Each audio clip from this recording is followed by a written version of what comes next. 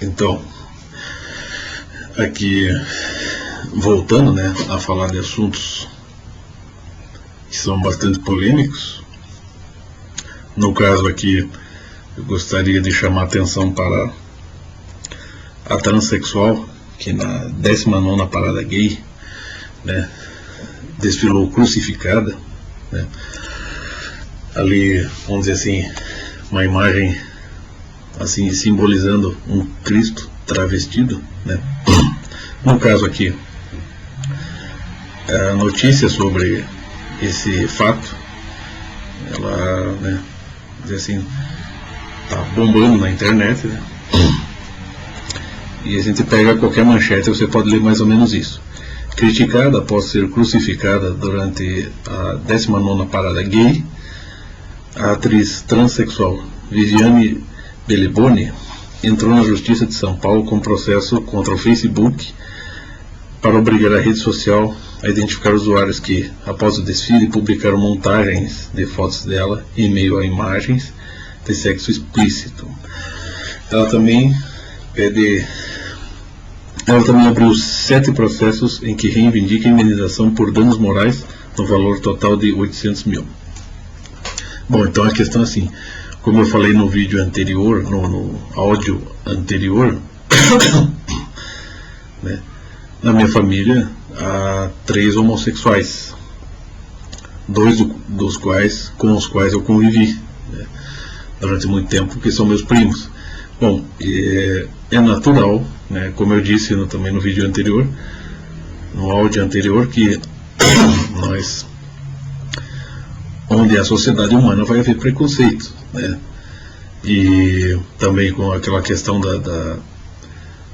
dos 10 mandamentos, dos códigos, né, por exemplo, código de Hammurabi, esses códigos tradicionais que são identificados em todas as culturas, sejam, né, culturas orientais, culturas ocidentais, né, esses códigos todos são assim, o reflexo do espírito humano, ou seja, não são só normas convencionais, elas estão à base da estrutura, né, do funcionamento humano. Então, existe um estudo muito profundo sobre essa questão, que é do René Girard, né, em que ele pega os 5 últimos mandamentos, né, e diz não cobiçar as coisas alheias, né, o último mandamento. Ele resume todos os outros anteriores, os 4 anteriores, né, falando ali da questão dos desejos miméticos e tal.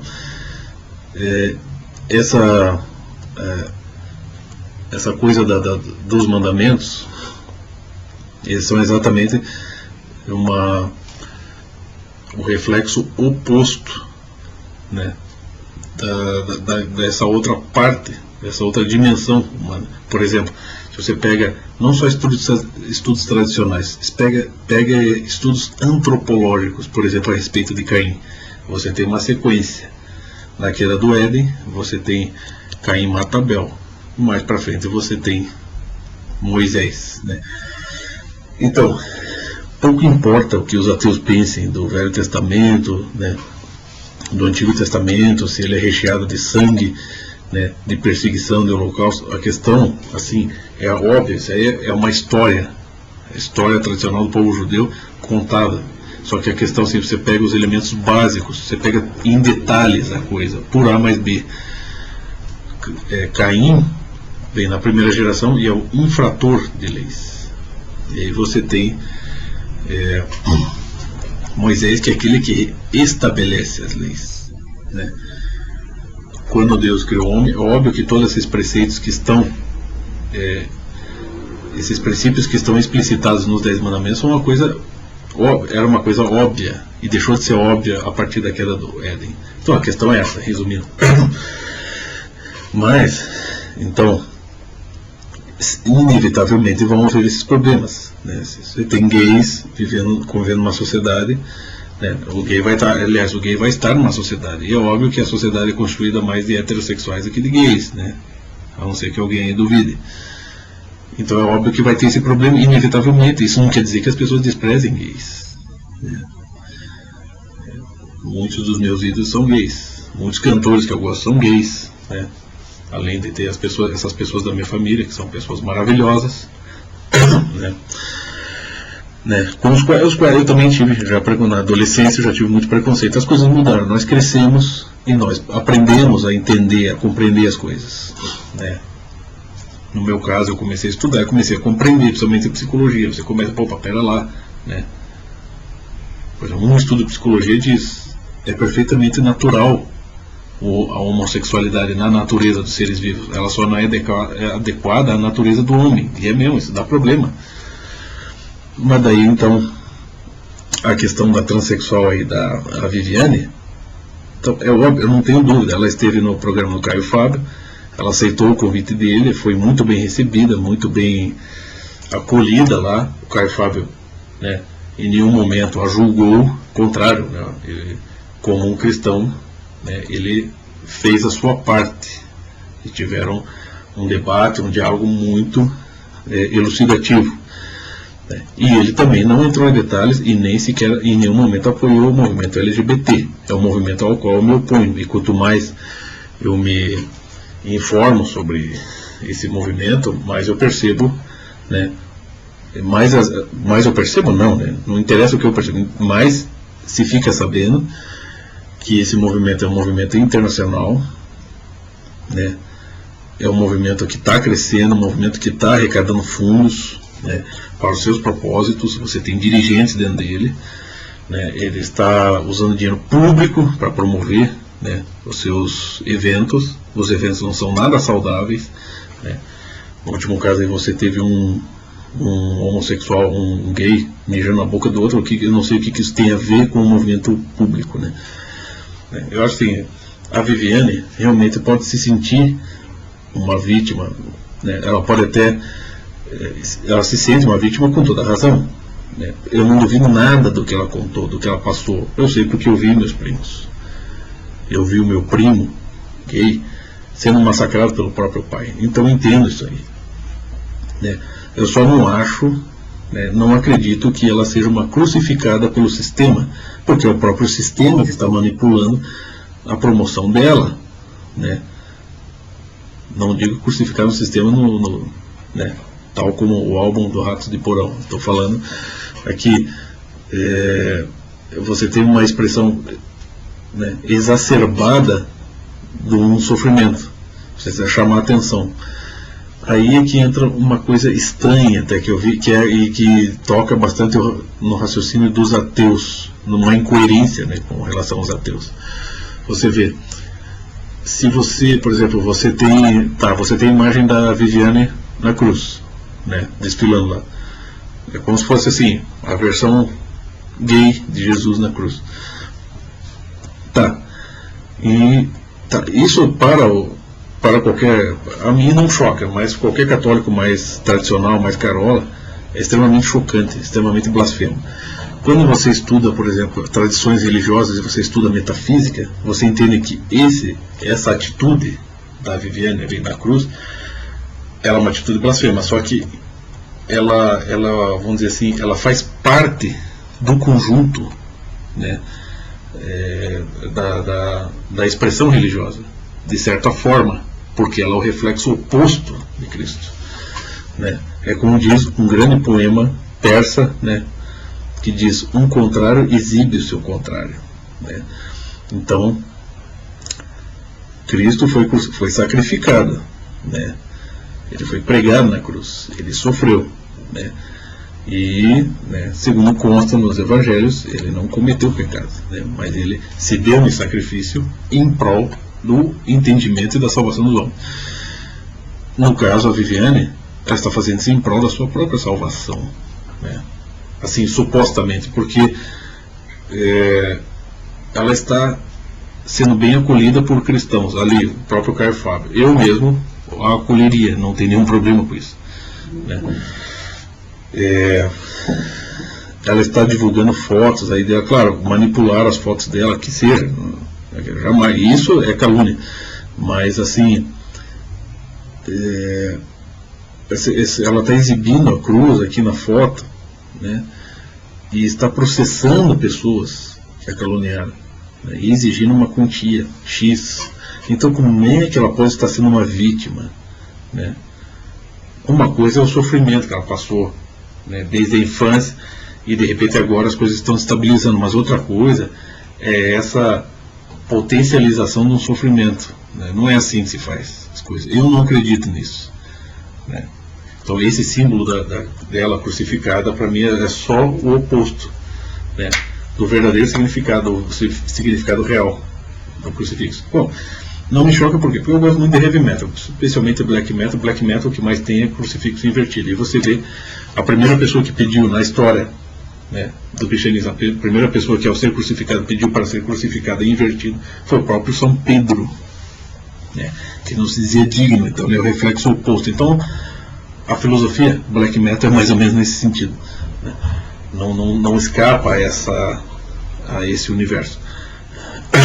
Mas assim, o que me entregou, assim, nesse momento, você vê, principalmente eu estava comentando no áudio anterior, que o Pirula, este rapaz que faz os seus vídeos, né, e tenta ser polêmico no canal dele, né, comentou sobre cristofobia e fez quis destrinchar o assunto sobre cristofobia, uma coisa que é extremamente nova.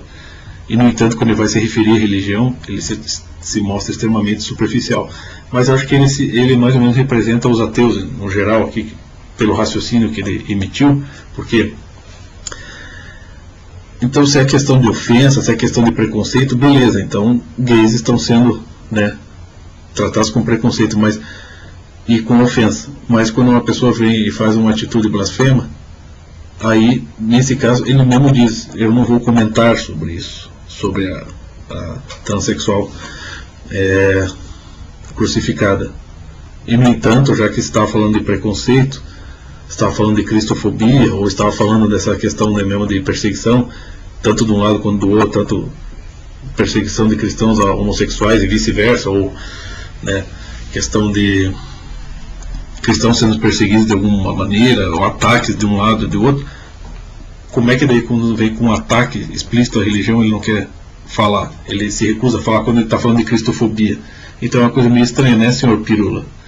Então, esses ateus, eles ficam toda hora querendo rastrear sinais de cultura religiosa. É no nazismo, é entre os skinheads, é entre os comunistas, né, entre os regimes ditatoriais.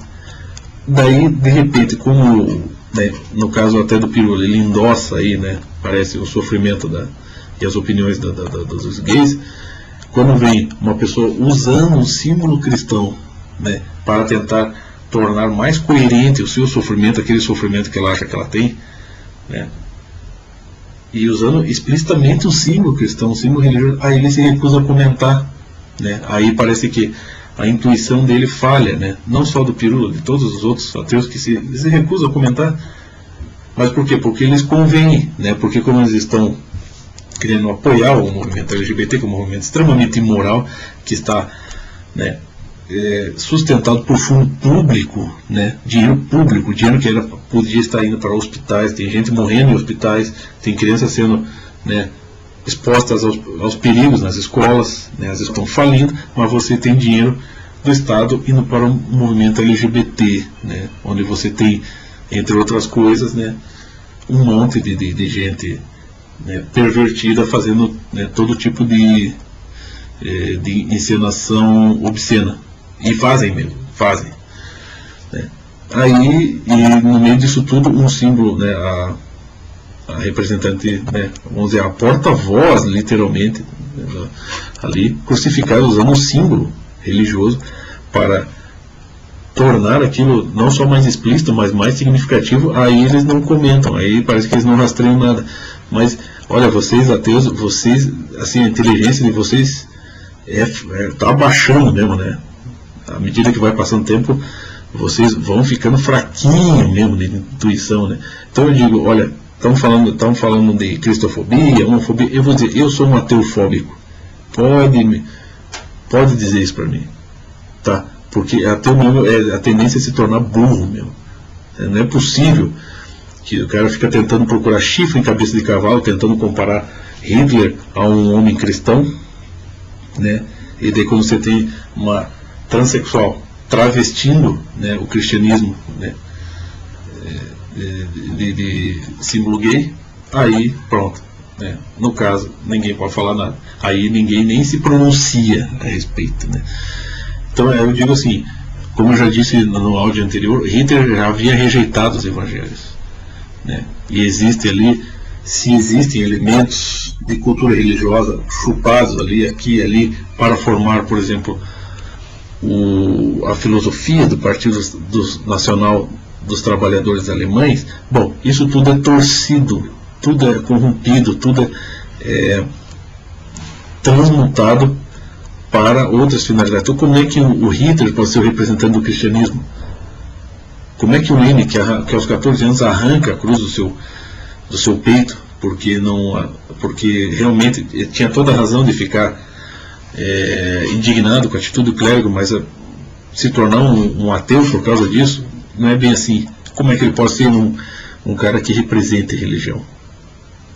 Como é que todos esses homens que estabeleceram ditaduras, tiranias, ou seja, se colocaram no lugar, tentaram, no caso da União Soviética, por exemplo, em qualquer lugar onde o comunismo esteja funcionando a todo vapor, por exemplo em Cuba, ou como foi na União Soviética, foi nas Coreias, ali o Estado, ele tenta ser onipresente, né? Ou seja, ele tenta, na verdade, né, distorcer, apagar, cortar a ligação do homem com o divino e se tornar ele o próprio, né, Deus. Como é que essa distorção, né, explícita dos princípios religiosos, como é que isso pode representar como é que isso pode ser como é que isso pode ser uma representação legítima da religião? Quer dizer, eu tenho uma faca de cozinha, eu posso usá-la para cortar carne, para cortar legumes, né, para qualquer atividade útil, mas eu posso usá-la também para esfaquear alguém até a morte. A faca não deixou de ser faca, mas eu fiz esse é um dos possíveis usos dela, um uso perigoso, né? Mas agora a culpa é da faca ou a culpa é de quem usa o instrumento? Tem gente que tem coleções de armas, né, e pratica um tiro esportivo, mas eles também podem usá-las para matar alguém, para defender sua família ou, né, numa briga entre vizinhos até matar alguém. Isso não depende da arma, né? Depende de quem faz o uso da arma. É a mesma coisa. Um cara pode estar estudando religião e usá-la, deturpá-la para os seus próprios fins, como fazem realmente os pastores evangélicos, a maioria, né, que está lá para fazer pregações não no sentido de orientar os fiéis, né, para a verdade, mas para, né, encantá-los, né, de certa forma, né, e arrecadar dinheiro, e garantir obediência, garantir outras coisas. Esses homens não são representantes de religião nem de cristianismo. Esses homens são farsantes que estão fazendo mau uso da coisa. Isso não é culpa da religião, né? Na Albânia, se você pega assim estudos feitos assim há uns 30 anos atrás, as igrejas lá na Albânia, quando o país se tornou comunista, transformaram as igrejas em quadras de basquete, em bibliotecas, né? Enfim, tentaram neutralizar o sentido das igrejas milenares lá, né? Quer dizer, deturparam o negócio, aquela cultura milenar que não tem direito de existir religião, é proibida a religião lá, né? E daí vem esse bando de ateu ridículo, estúpido, na internet dizendo que não, isso é culpa da religião. Não é culpa da religião, é culpa de falsos representantes que estão integrando, né, igrejas, que estão assumindo cargos como representantes, autoridades religiosas, mas na verdade são farsantes. Frei Beto não é cristão, tá? Qualquer pessoa que se diga comunista já está excomungado, meu filho. Isso está na suma excomunhão, né? Se informem, ateus. Vamos, se vocês querem combater, vocês têm todo o direito de combater o cristianismo se quiser, mas se informem, tá? E é aquela coisa que já foi dita por um grande filósofo: você pode ter as objeções que você queira contra o cristianismo, você só não pode jogá-lo fora, porque o mínimo foi ensinado pelo cristianismo, né? E mas tem a questão da Inquisição, né? As cruzadas, a história real é que elas foram uma reação tardia à invasão islâmica. E você pode pegar isso tanto em estudos históricos como até nas crônicas que foram escritas. Por exemplo, você pega em Portugal, tem várias crônicas, né? Escritos assim, literários, histórias contando isso aí, né? Então é questão de se tornar um pouco erudito, né? Buscar a letra erudita para compreender as coisas, pelo menos para ter informação. Agora, é engraçado que toda vez que ocorre um problema grave, né, e tem ali um suposto representante, ou uma pessoa, né, vamos dizer assim, legalmente constituída como autoridade religiosa, a culpa é da religião. Tipo assim, é tudo culpa. Se não fosse o cristianismo, não existiria essas coisas, né? Pessoas assim, talvez as pessoas acreditem que talvez se o cristianismo não existisse, o mundo fosse bem melhor. Elas não podem, são pessoas de imaginação pobre, né? Que elas não sabem nem pensar nem nas possibilidades mais presentes na vida delas, né? Será que, por exemplo, um movimento como o LGBT, será que ele está trazendo realmente um bom exemplo para as crianças nas ruas, na TV, né? A Viviane Beleboni, tudo bem, passou, não tenho dúvida que tenha sofrido horrores, mas não acho que justifica a pessoa fazer um teatro desse para se promover e agora processando, querendo arrancar dinheiro das pessoas. Se ela acredita nos princípios, né, de verdade, naquele princípio, se ela tem uma consistência interior, ela não ia exigir dinheiro, né? Podia até exigir reparações morais, digamos, vai lá. Mas tem que exigir dinheiro. O que ela vai fazer com esse dinheiro? Vai doar para instituições de caridade? Vai ajudar os pobres? Ou vai se enriquecer? Né? A questão é essa. O que está escrito no Evangelho não são coisas ideais, são coisas que você pode praticar na sua vida. Tá?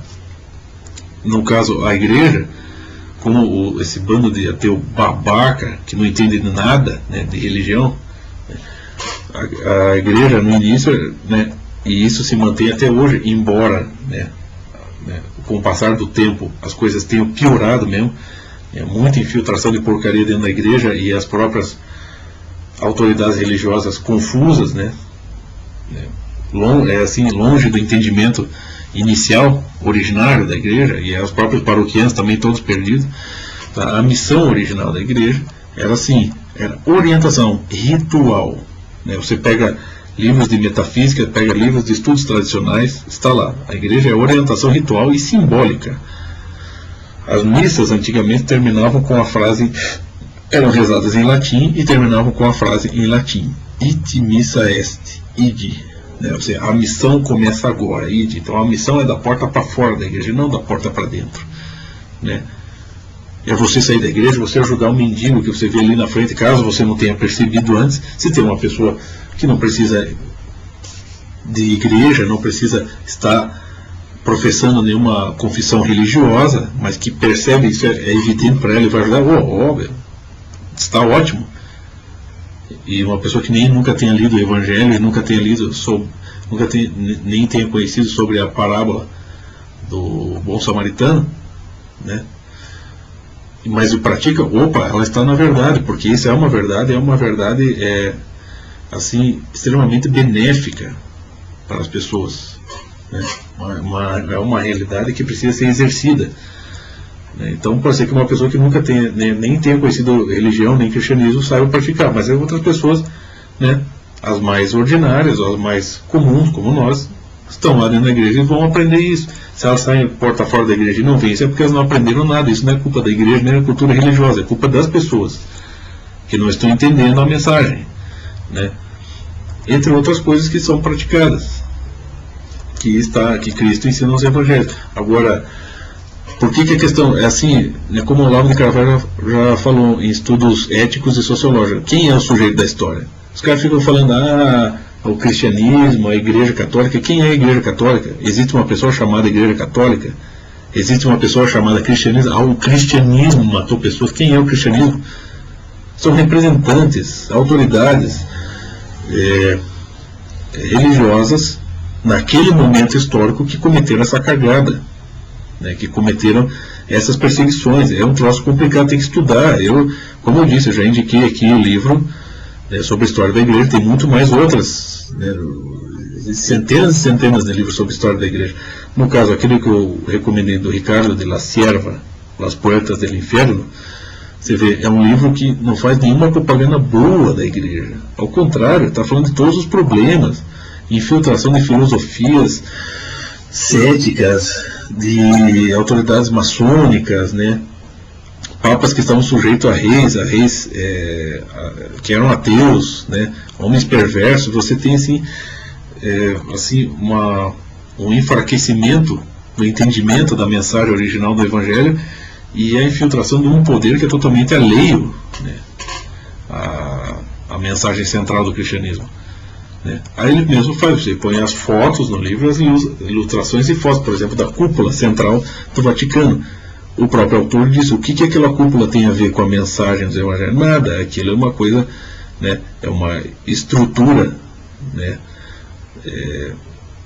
tradicional, né, ou seja, uma arquitetura imensa, né, onde estão presentes elementos gregos, elementos bizantinos, tal, que da cultura do tempo, né, e que visam a tentar representar simbolicamente algo majestoso, né, como tentando simbolizar a superioridade do cristianismo, mas são coisas simbólicas, né.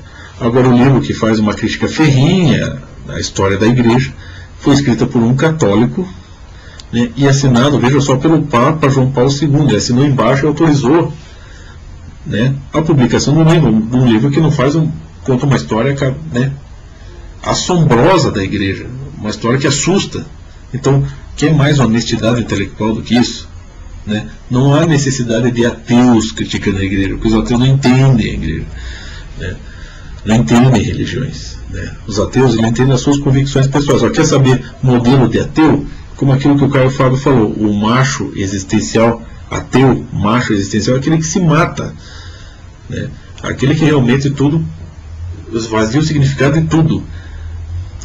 Tem na literatura aí, você tem vários modelos, entre eles tem o personagem Kirillov, né, do romance Os Demônios, de Dostoiévski, que é o cara que faz isso. Ele diz, se eu me matar, eu venço a morte e o medo, né, o temor de Deus. Ele enfrenta. Eu gosto muito de bandas, né, de rock, de heavy metal, eu gosto de música clássica também, mas puxando aqui um exemplo, né, eu gosto muito da banda de black metal Mayhem, né. Um dos primeiros vocalistas do Mayhem foi um sujeito chamado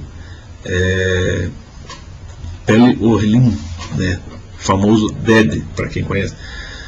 Ele se engrenou na moda black metal e se tornou um ateu convicto, um ateu assim no sentido, um anticristão mesmo. Mas pessoal, ele nunca fez assim, ele depois da morte dele se fez muito marketing. Mas ele mesmo ali, na convicção pessoal dele, ele queria mesmo a morte, buscava a morte, porque ele já tinha uma experiência de quase morte, 2 vezes, né, na vida dele, experiências de quase morte. E aquilo alterou bastante o destino da vida dele, né. E quando ele entrou na moda black metal, ele levou isso até as últimas consequências. Ele é meio que um Kirillov, né, dos tempos aí modernos, e ele se matou, né. E ele queria isso há muito tempo, né? E a filosofia dele de morte é mais ou menos parecida com a do Kirillov, é um esvaziamento do ser, né? Ele chegava a ficar até sem comer, né, para sentir mesmo, né, o sofrimento do corpo. Ele se cortava no palco. Uma vez tiveram que levar ele às pressas para o hospital para fazer um curativo.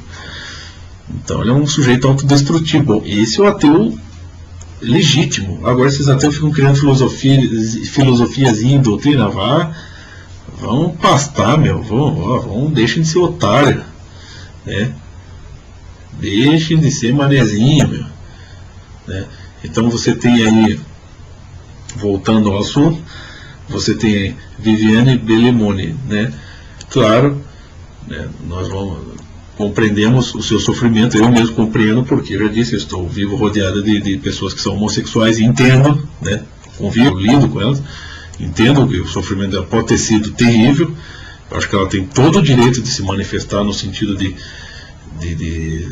ter, assim, pelo menos as pessoas, vai ser custoso as pessoas conviver normalmente com ela, com certeza, né? Isso é difícil, né? Preconceito vai ter, as pessoas não vão nem sempre encarar isso normalmente, e vai ser difícil alterar essa consciência, né? E não é questão religiosa, porque o preconceito, né, como eu disse, é um dado antropológico e não religioso.